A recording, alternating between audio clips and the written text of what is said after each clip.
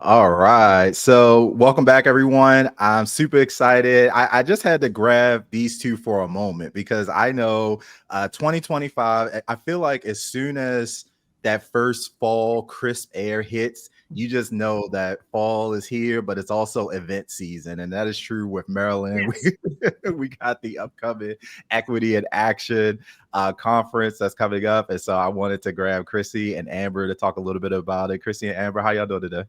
We're good. Thanks for having us. Absolutely, absolutely. So tell us a little bit about this exciting event. Obviously, I participated a few years ago, 2023, I believe. It was an absolutely incredible experience. I'll throw it up just so folks can get an opportunity to see as we're talking all the great things coming up. But tell us a little bit about the event, what folks can expect, and then we can start peeling back the layers and see what we're going to be learning about in just a couple of weeks. Just a couple of weeks. I'd love to tell you about the history of the event, and then I'm going to throw it to Amber to talk about this year because this year is going to be a little bit special. So, Associated Black Charities, when we had our new administration come in 2023, we knew that we needed a learning experience for our community. And so, this conference, Equity in Action, the movement continues. It, in our mindset, is a continuation of everything that has happened historically to fight oppression, to break down systemic issues, and to create opportunity for Black communities. And so we started it in 2023. It is an excellent opportunity to highlight what I would call Black expertise because we feature Black professionals as speakers for the conference to lend their insights in a very culturally relevant way. But for us, this was also a way to have a learning experience specifically curated for Black professionals and Black business owners and our allies who want to live in a world that's more inclusive and especially open the door to that inclusivity in work. So we had the conference in 2023. We repeated it in 2024. Both were outstanding experiences where we were able to highlight wonderful speakers, including many from the Black Speakers Network. And we were able to give the stage and platform to people who have stories to tell and have things to teach. And very proud about that. And this year we're coming back on Saturday, October 25th. Again, at Maryland Live Event Center. They're a great partner of ours. And we wanted to switch it up just a little bit, make it a little bit more relevant, a little bit more trendy. And I'm going to turn it over to Amber because she was the visionary voice that brought forward some of the change for this year. Yes, so this year we are doing it a little bit differently. Instead of having a bunch of breakout rooms, we are going to have continuous panels throughout the day, all in one room, so everybody stays together and is receiving the same content. But I was thinking about it and I'm like, it's homecoming season. You spoke about that crisp fall air, and I'm like, it's Saturday, it's homecoming season. And what do our people like to do? We like to brunch, we like to have a day party. And so we're still going to have that same impactful content, hearing from equity professionals and experts in the area and in the region. But we're going to turn up. We're going to have a little bit of fun, make it a little bit more culturally relevant. People are encouraged to dress down. You don't have to wear a suit, come comfortable and have a good time. Ooh, I really love that. So I saw the theme because we're saying a day party with a purpose. Did I get that right? Yes. That's it. Listen, you got to listen to these younger people. Amber was like, don't nobody want to come to no daggone conference on Saturday. Now I was like, I want to come to a conference on Saturday. So it is just really, I think, a mix of like generational attraction.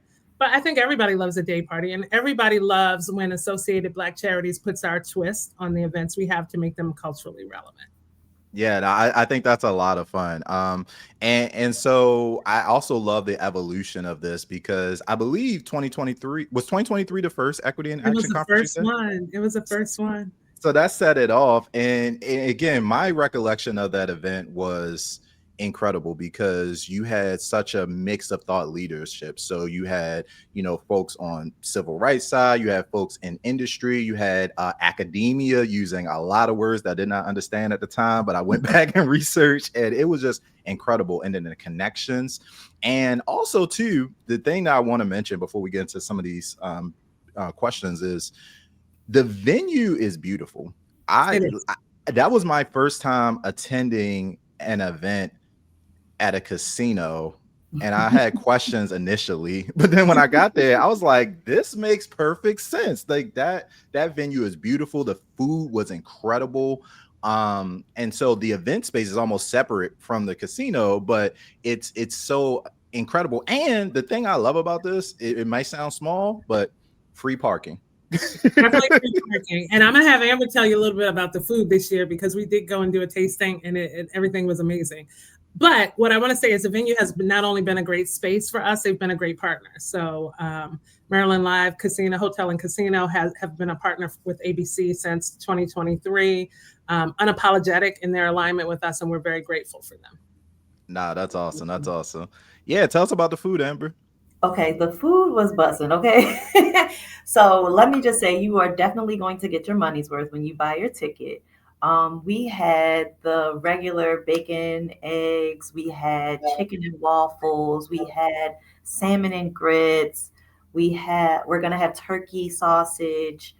There's gonna be fruit, there's gonna be pastries, there's a continental breakfast before we even get to the brunch. I feel like I'm missing something. You're missing the French toast, Amber, but toast with the strawberry puree. Like, yeah, listen, the salmon and grits is worth your ticket price. I'm just gonna put that out there. Like, for people who come in to be a foodie and learn. The salmon and grits was just like all of that. And a complimentary mimosa, and them as many mimosas as you would like to have. See, Brian, it didn't switched up on us from the first year. I did not recall seeing a mimosa or experiencing one, but yes, this is on theme with what we're talking about. Now, day parties used to be, and I like, we're seeing this as a trend across Black Speakers Network and just across the board with independently organized events. As we think about event activations, Amber, your thinking to me is spot on. I don't know what your background is. I would love to, for you to share a little bit for folks that are meeting you for the first time. But when you think about these event experiences where you're building community, right? And it's like, that for people to get up, get in their car, drive somewhere, we only get 52 weekends a year, to your point, and to be able to create an experience that is not just full of great information, but is full of connection, and that gets people excited and talking and excited to come back for more. Like, how do you go about the process of just thinking through what people would want in those things?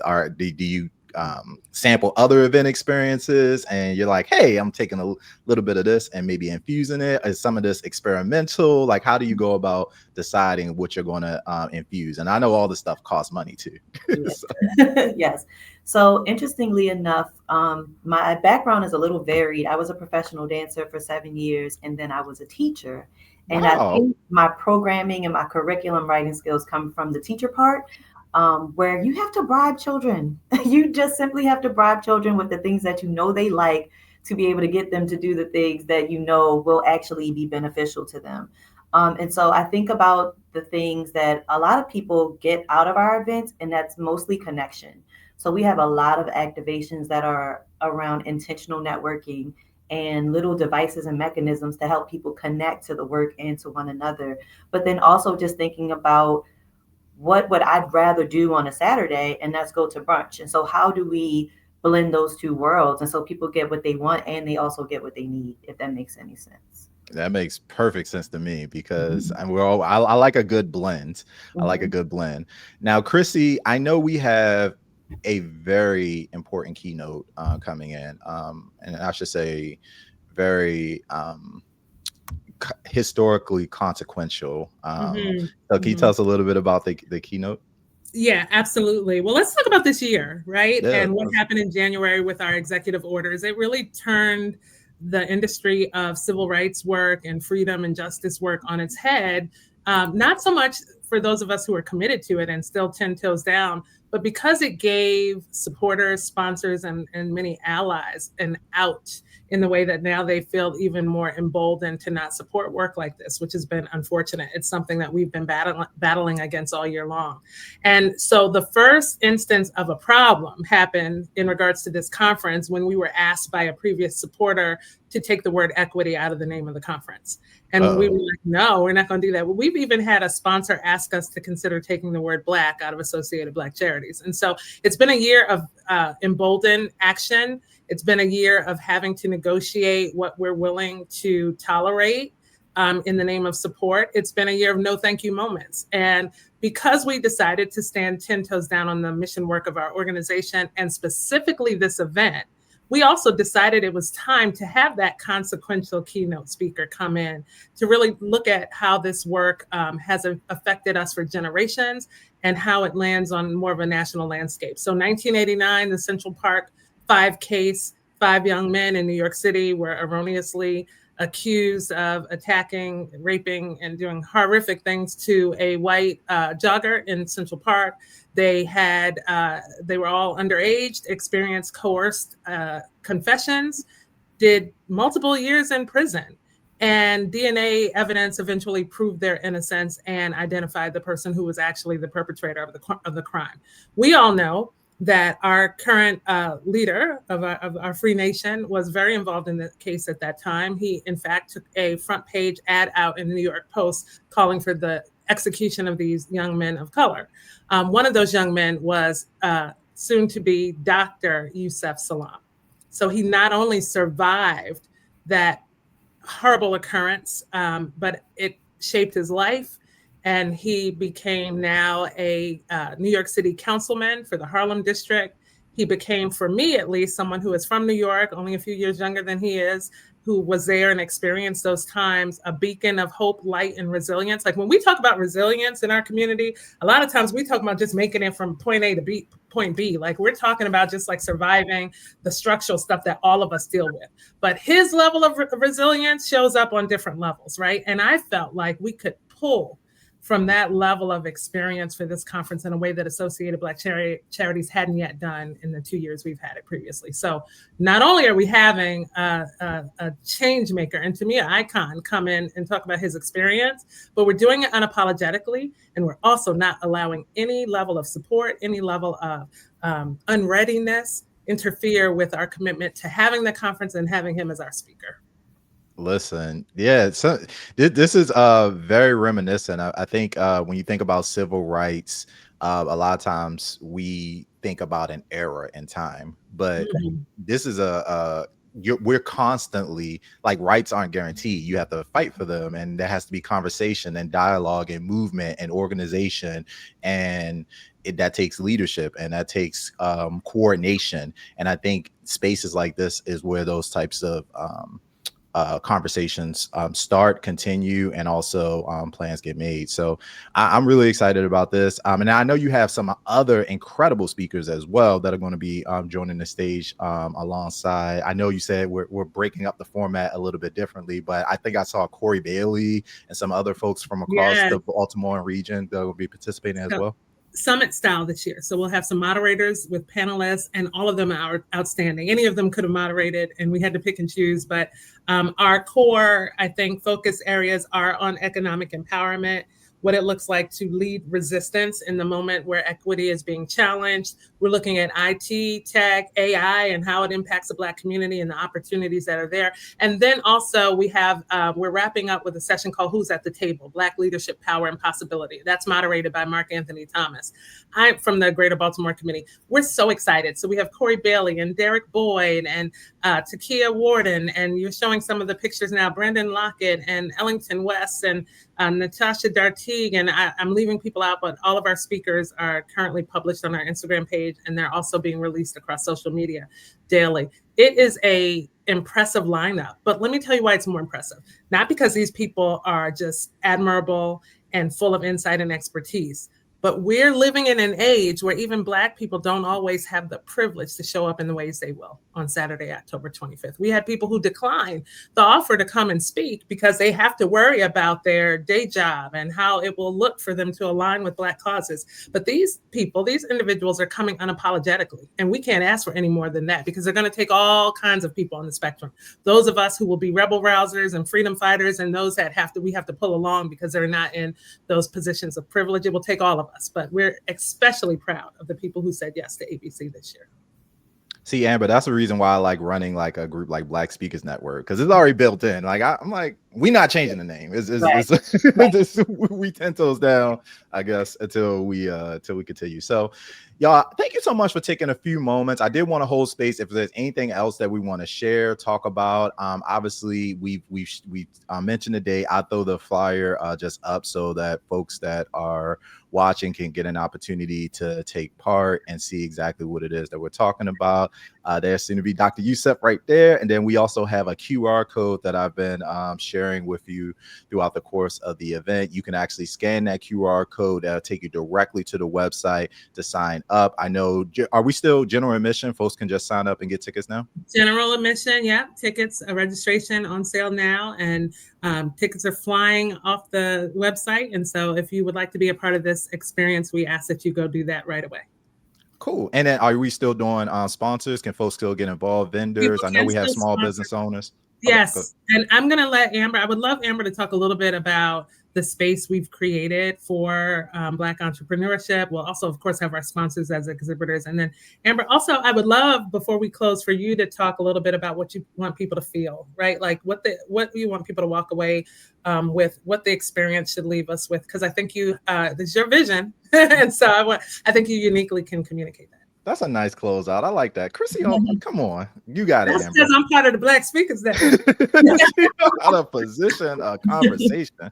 All right, Amber. Yeah, for sure. I want people to come out and be glad that they did by the time they left, right? Or you left with somebody's phone number and you can't wait to connect with that person, or you want to go somewhere and continue the conversation. I was so blessed to have a friend of mine come to the conference last year. And then by the next time I saw her, she was working at a company through a connection that she had made at the conference. And so that's the kind of impact that we want this conference to have. We want you to feel fed. We want you to feel warm, like you're hanging out with your cousins, your homegirls, maybe your auntie, but you also feel really full by the time you leave the conference. So get on the website, buy your ticket, invite your homegirls, invite your homeboys, and come on out for a nice, impactful day with the family. All right. I love it. Absolutely. Absolutely. Listen, I always appreciate y'all. You know, you're welcome. Black Speakers Network. Anytime, we're going to make sure our event partners are, we appreciate you because every organization, first of all, events take a lot of work. They take a lot of planning, take a lot of effort, and it takes a lot of, coordination. And I believe being able to have this lattice of different communities that we make sure that I don't think that has changed. You can go back 100 years from now, informal networks were important then, informal networks are important now. And so if you are watching this, and even if you don't live in the Baltimore area, but you know people, we encourage you just to share, leave a comment, make sure that this event is on people's radar. As you see, it's only once a year. So if you miss this one, you're going to have to wait till 2026. But the information, the connections are going to be in the room, the food, and the hotel. So even if you don't live in the Baltimore area, come on and join us, right? Like this is important work for you to get aligned with. So we got a DJ. We didn't have the hotel. Like, so come on and get your room. It's a nice, and I have been in the room today. It is a nice place to stay. And again, BWI, because this is in Hanover, so it's not it's right. It's probably 10-minute drive from BWI. So yeah, if you're flying in, it's an easy Uber trip. So yeah, and it's a really nice area to spend time in too. It's connected to the mall. You got shopping, you got restaurants. It's all good stuff. So you can actually make an entire Baltimore weekend event out of it. So. Yeah. Visit Baltimore. Y'all make sure y'all are tapping into this. All right, guys, we're done. Have an incredible rest of the week. We'll see you just in a few weeks at the ABC Equity in Action Conference. And as we always say here in Black Speakers Network, keep speaking up. We'll see y'all on stage and keep moving forward. Talk to you soon. Thank you.